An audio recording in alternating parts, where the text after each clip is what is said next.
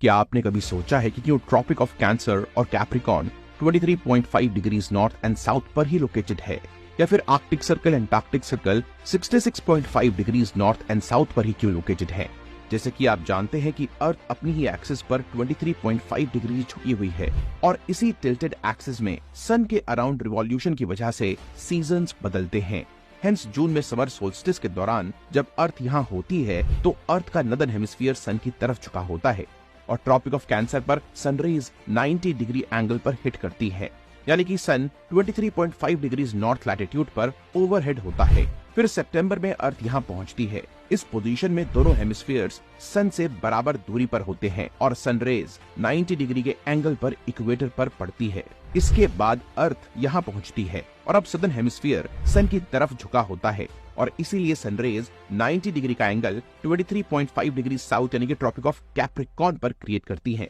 hence tropic of cancer और Capricorn पर अर्थ के 23.5 डिग्री टिल्ट की वजह से जून और दिसंबर में सन ओवरहेड होता है और ये लाइंस ओवरहेड सन की नदर्न एंड सदर्न लिमिट को दर्शाती हैं,